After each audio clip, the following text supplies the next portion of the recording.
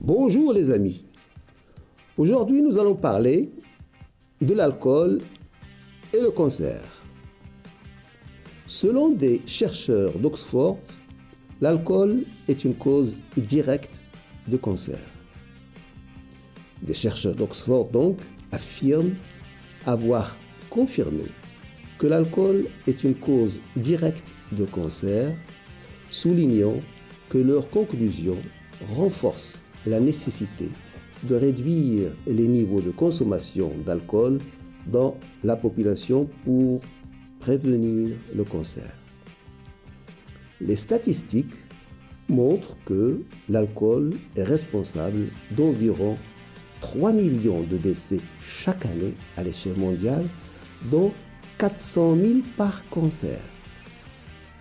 Au Royaume-Uni, les ventes d'alcool entre 2019 et 2020, avant et pendant la pandémie, ont augmenté de 25%. Les chercheurs d'Oxford et de l'Université de Pékin et de l'Académie chinoise des sciences médicales ont fait une étude publiée dans l'International Journal of Cancer. Ils ont utilisé des échantillons d'ADN provenant de plus de 150 000 Chinois qui font partie de l'étude prospective Biobank. Il s'agit d'une étude prospective à long terme impliquant plus d'un demi-million de participants recrutés entre 2004 et 2008. Lors de cette étude, les chercheurs ont fait une étude génétique. Cette étude génétique a montré la présence de deux allèles. Et qu'est-ce que c'est qu'un allèle? Un allèle, il se trouve sur le gène et il code un caractère physique d'un individu, mais peut aussi coder la présence d'une pathologie héréditaire. Cette étude génétique a montré deux allèles communs qui perturbent le fonctionnement des enzymes impliquées dans la désintoxication de l'alcool. Pour ceux qui veulent des détails techniques, se référer à la publication de cette étude dans l'International Journal of Cancer.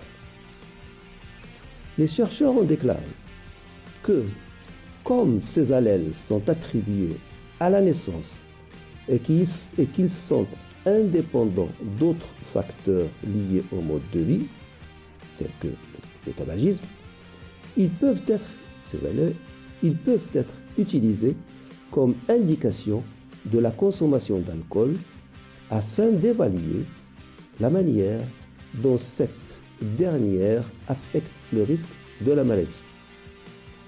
Résultat de l'étude, sur 150 722 adultes recrutés, âge moyen 51 ans, 40% d'hommes entre 2004 et 2008, 9 339 personnes avaient développé un cancer après un peu plus de 11 ans de suivi.